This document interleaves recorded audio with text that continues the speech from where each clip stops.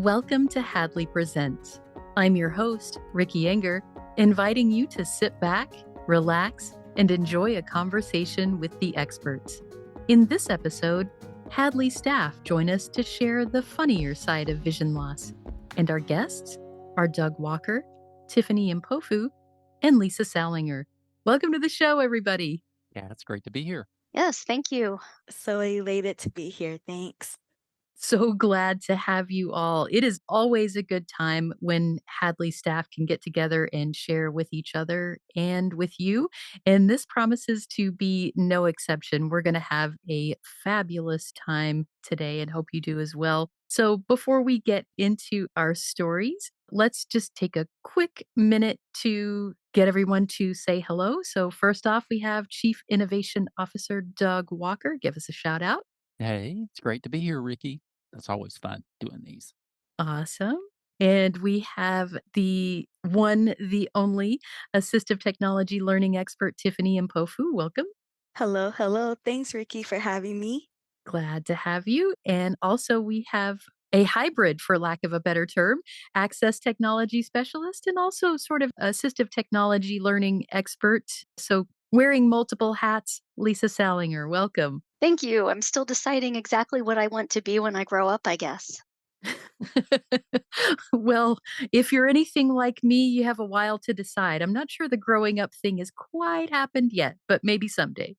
So, all of us here are blind or low vision. And just like everyone else, our lives have moments of mundane things. And then we have those really proud moments, those triumphant things. And then we have the ones that should probably end up on the blooper reel. We never want them to see the light of day, except we thought it would be fun to talk about those moments because I think that they deserve some attention just as much as when things really go right. So we thought we would all share some stories where vision or lack thereof has played some sort of role in making something happen. So I think we're going to have a lot of fun with this, and I'm looking forward to hearing everyone's stories. So, Doug, something tells me that you have at least one awkward or funny story to share about something that happened in public. Because naturally, a lot of these things, they're never just you. And so you can forget it and move on. It's always in front of somebody else, right? Oh, yeah, absolutely. And this one is my family actually knows this one as the elevator story, right? So it has its own name there. But this blooper happened just before COVID hit. And my wife and I were like on vacation at a hotel in New York City. And this is kind of key to the story here, but there was no braille in the elevator that we were staying. And the print on the elevator buttons was super tiny. And so I memorized where the lobby button was. My wife's like, the lobby button's right there, and there's the fourth floor button there. So I kind of got them where they were, right? So I could at least get to my room and then to the lobby. Anyway, they have a continental breakfast here. So the next morning, I told my wife, I'll run down and get us something. And now I do have some remaining vision, enough to go down to the lobby and back. So I decided to leave my cane in the room. So I could carry more stuff, gotta get more stuff in my hands. So, and I didn't think to grab my phone either. So, I went on down to the lobby and I got my hands full with a couple of muffins and like a coffee and a Coke. And so I get back in the elevator and there's already this woman in the elevator and she has her hands like packed full, fuller than me of breakfast stuff. And so with my little finger, I like pushed the fourth floor button, which was the button for my floor. And she says 14. So I tell her, I'm visually impaired and I can't see the 14 button. So I'm expecting her to sort of direct me like to up and to the right or whatever. Well, it turns out that she doesn't speak English. Oh, And gosh. so she doesn't understand a word I'm saying. And her hands are like stacked full of this breakfast stuff, like awkward to even try to put down. And remember, I left my phone back in the room. So I don't have my magnifier app with me, so I can't look. So I'm getting down. I'm trying it looks like I'm sniffing the wall, and she didn't understand that I couldn't see it, so I don't know, she's trying to figure out what I'm doing, you know? They were just too small to see, I couldn't see them. So, anyway, the elevator door opens up on the 4th floor, which again is my floor, and so, all I can say is, "I'm so sorry," "I'm sorry," and, I just got off the elevator, and the elevator door closed, and then that's the last time I've seen that lady, right? So, but I felt so bad about that. I tell you, Ricky, you better believe that I always take my cane and my phone with me now, no matter what. So, Yep, now you know. Lesson learned. You know, I bet somewhere there is a lady right now sitting and talking on a podcast about the rude American who couldn't even be bothered to press the button for her. probably so. I think she was French or something. Anyway, she knew how to say numbers, but that was it. So, anyway, probably so, Lisa. Probably so. Oh my gosh, I love it. Lisa, something tells me you have at least 1 or 2 funny things to share, so you're up next. What do you got? I have a story about attending the end of a silent movie. I was in junior high, and for whatever reason, my classmates were going to see a silent movie. And my itinerant teacher, between her and the mobility teacher, they were always looking for extra time to work with me. And so I went and I worked with her, and we came to a stopping place. And it was about 5 minutes before the movie was supposed to end and the next class was going to begin. And, she felt it important to say to me, don't forget, they're going to be watching this movie. Go in quietly, try not to disturb anybody. And some teachers organized everyone alphabetically by seats, except for the blind kid, and I was in the front right by the door. But unfortunately, that was not the case this time. If they organized everybody alphabetically, I was the third seat across and the third seat back. So, anyway, I walk into the room and it is quiet, quiet, quiet. And I have my cane and I'm trying to not make beautiful music off the legs of the desks and chairs. And I very quietly, and I was rather proud of myself. I think I did pretty well. Moved hopefully quietly and quickly because I didn't want to block anyone's view. And I found my seat and I sat down and I'm sitting there and thinking, this is the most silent of silent movies. No one is coughing. No one is rustling. No one is anything. I would think that silent movies would even just have a music soundtrack. There was nothing. All of a sudden, I heard this sound in the hall.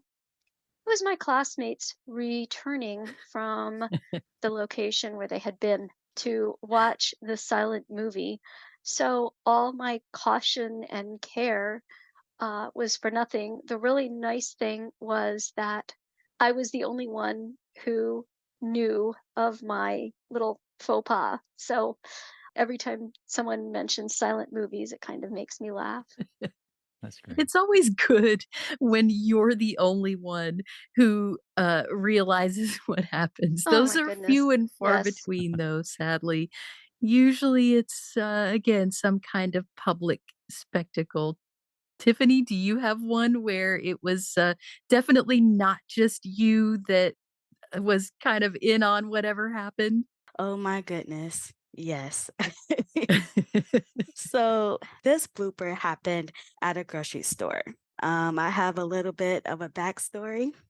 There was a particular teacher that I had developed a bond with in junior high. And so after going through junior high and making it to high school, at that point she had retired, but sometimes we still would run into each other like within the community. But on this particular day at the grocery store, it had been some time before I had saw her.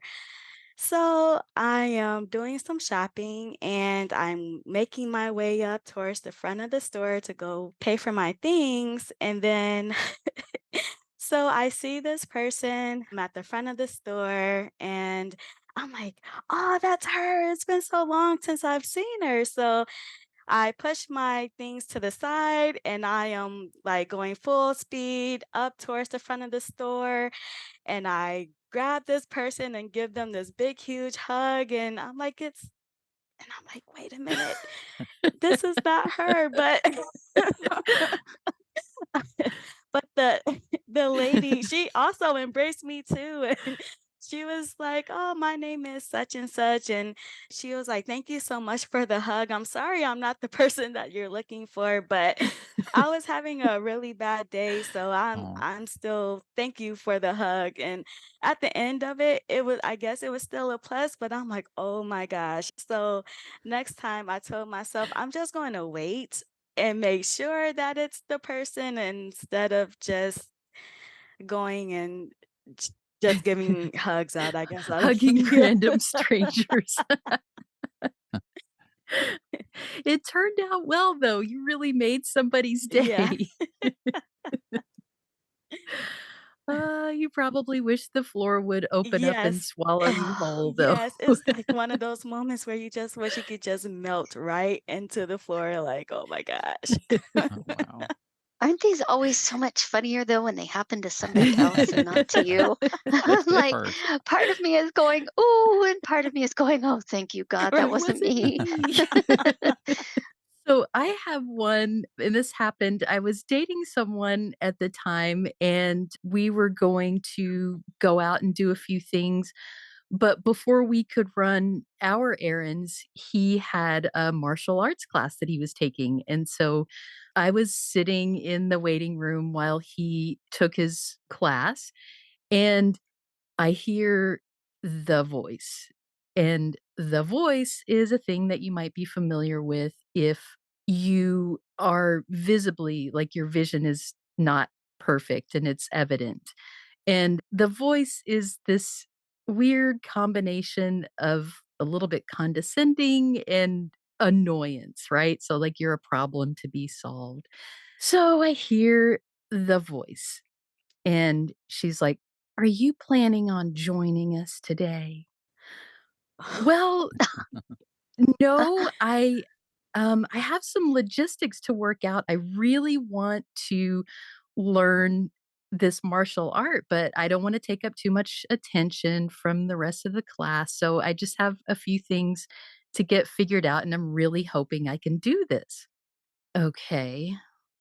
Now, young man, if you come in and join your sister this time, you had better not pull what Oh, you pulled no. last Oh, week.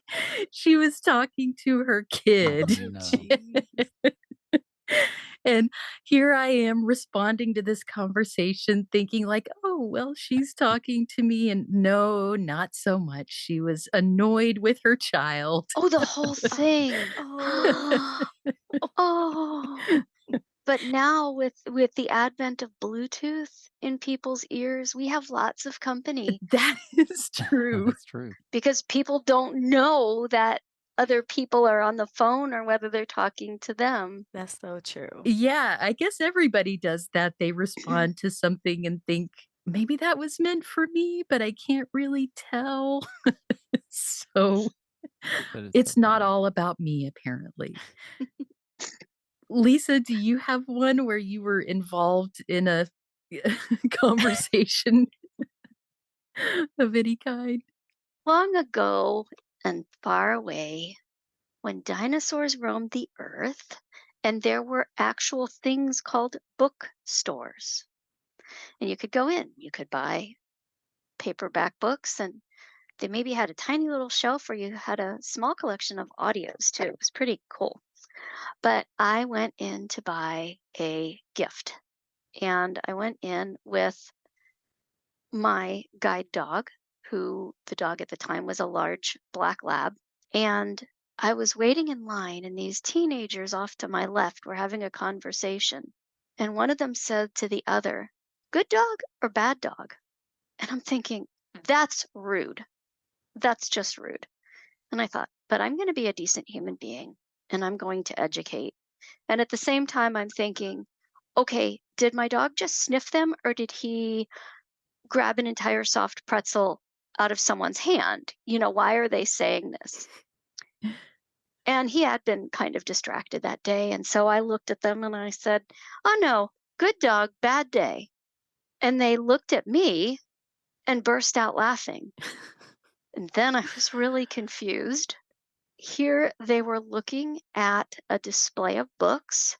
If you are familiar with the Harry Potter series, that's what they were looking at. Oh, it has, like, that three-headed dog. Yes, one is Yeah. Fluffy, the three-headed dog who is bad, but the other is Sirius Black, who took the form of a large black dog. And they looked and they went, "Oh no, Sirius Black, he's good." You just don't know it right away. And I'm like, "Yeah, that's about how it is with him." That's So great. that was my little misperception. Again, back to Ricky's thing. I guess it's not all about me, or in this case, my dog. Oh, it's, you just never know what is going to happen when you venture forth from your house and you're out and about. Every errand is an adventure, right, Tug? Absolutely, absolutely, and, I have a feeling more than just me has experienced this one, and, so my previous job, I was a teacher of the visually impaired, and I traveled from school to school and saw the different kids all around the county. Well, the school system there provided a driver for me, and so I was waiting for the driver. I just finished working with a first grader, so I was waiting for a driver outside of the elementary school there, and I couldn't see the people inside the cars. Now, this was when my vision was a little better than it is, and I didn't use a cane yet, an identifier cane. So I'm waiting for this dark SUV to show up, and pulls up right in front of me like it always does. And I quickly jump in the car and I buckle my seatbelt. And this female voice that I do not recognize says, can I help you? And I just froze and I was just shocked. And it's a lot like the elevator. All I could say was, I'm sorry. And I just didn't say anything. I just jumped out of the car, and the SUV just drove away, and looking back, I'm like, "She was there for a reason, and apparently I creeped her out so much she just left, right?" But she drove away, and it was horrible, but it does get worse because my driver was right behind this vehicle, Oh, Oh, no. and she saw everything, no. and so she pulls up, and she is just laughing out loud, she is cracking up, and she said, "You got in the wrong car, you got in the wrong car."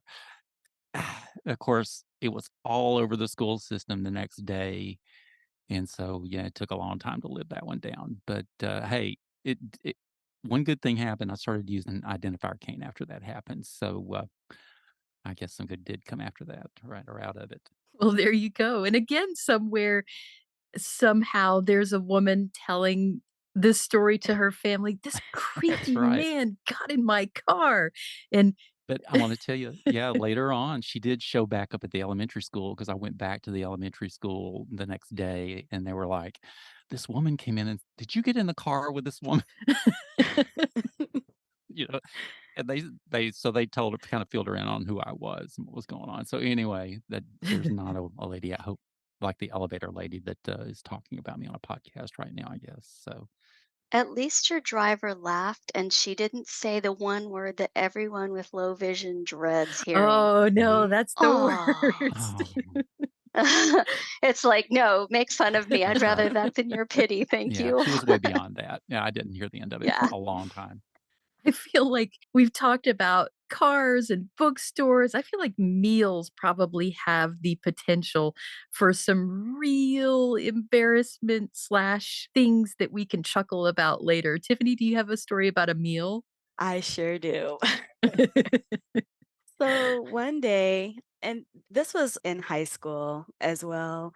So we're in the cafeteria line. I get fries, and it's Taco Tuesday or something like that. And so I get fries. I'm in the line, and they have the taco sauce and the ketchup bottles right next to each other. They are labeled, but I wasn't able to see the labels and I couldn't, and the containers were similar and I really couldn't tell. So it's kind of like a any mini miny mo type of thing. So I grab a container and I'm pouring sauce all over my fries, and it ends up being the taco sauce. So one of my friends walk up, she sees it, she's like, "You like taco sauce on your fries?" I'm like, "Yeah, don't you?" And I was like, "Try it." And she was like, she tried it. She was like, "No, no, no, thanks, no." And I was just like, "Okay." So in this moment, I'm thinking, "What do you do now?" So I'm just like, "Yeah, I'm not really feeling this myself. So I'm just gonna go and get something from the school store or whatever." But yeah, that was a blooper for me for meals. Gosh, I think I actually would like to try taco sauce on Sounds pretty fries good. now. I know some people have had mayo on fries, and Mhm. that seems not good, but yeah, I think I'd eat fries with taco sauce. But it is so embarrassing when you think that you have done what you intended and it turns out maybe not so much. So I had one where I used to work with a consulting firm, and we worked with businesses to help them make their websites and apps more usable and accessible for people with blindness or low vision or other disabilities. And so once I was on a week-long travel, and we were consulting with a Fortune 500 company, and so the dress code is pure corporate, suit and heels and all that, and, you're not there to stand out per se, it's kind of conservative, everyone is dressed similarly.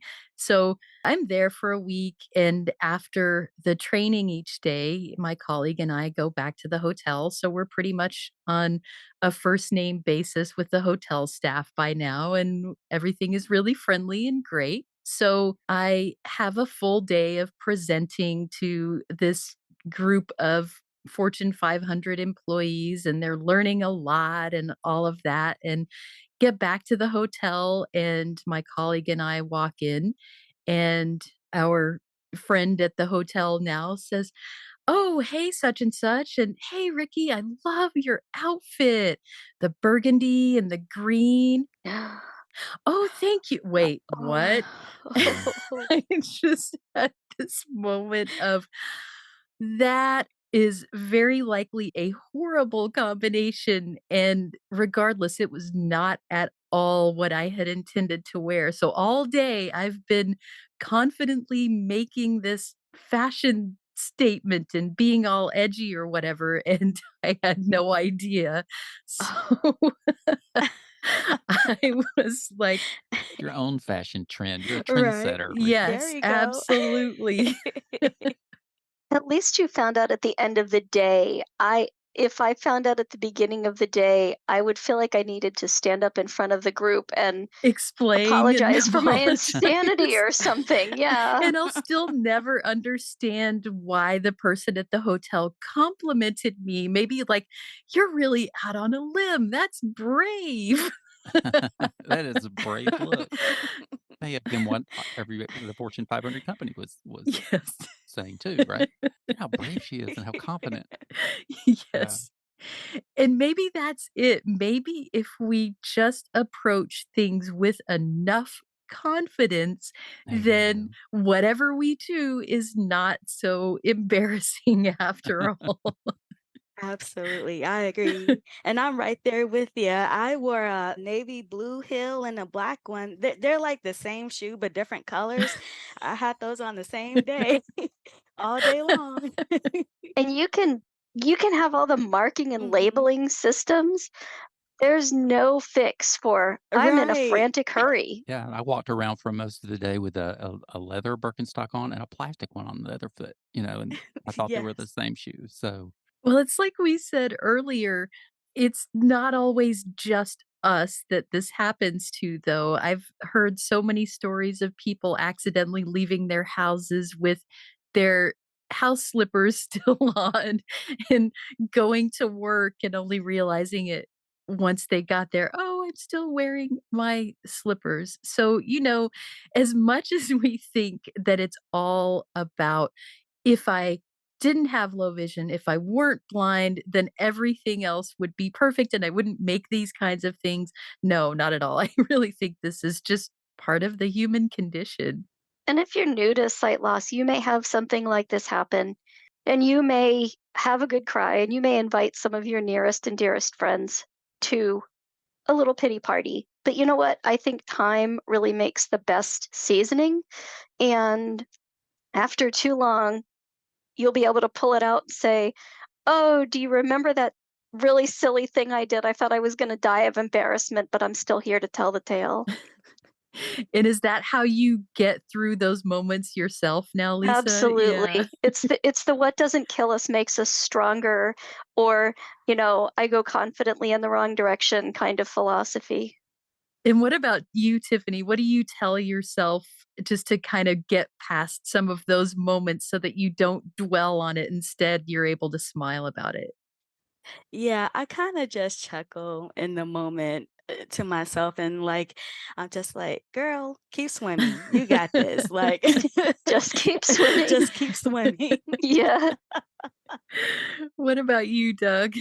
Oh, that's great. Well, I think you're so right, Ricky. We all make mistakes, and whether we have a visual impairment or not. And I think it really helps to have that sense of humor and be able to keep that. I mean, I grew up in a family that loved to laugh and to joke around. So for me, it's just keeping things lighthearted and just living in the moment. Well, I knew this was going to be fun, and it certainly was. I think it helps a lot to understand that, again, it's not just you that these things will happen to. And if you can smile about it and look back on it with a chuckle, it's so much better than sort of wallowing in that embarrassment and thinking, oh, everyone is thinking this or that or the other thing about me. I feel like smiling really goes a long way. So I have had such fun with all of you. Thank you for sharing your stories with each other and, of course, with everyone listening. Yeah. Well, thanks for having us, Ricky. It's been fun. Yes, thank you. Yes, thank you. Got something to say? Share your thoughts about this episode of Hadley Presents or make suggestions for future episodes. We'd love to hear from you. Send us an email at podcast@hadley.edu. That's podcast@hadley.edu. Or leave us a message at 847 784 2870. Thanks for listening.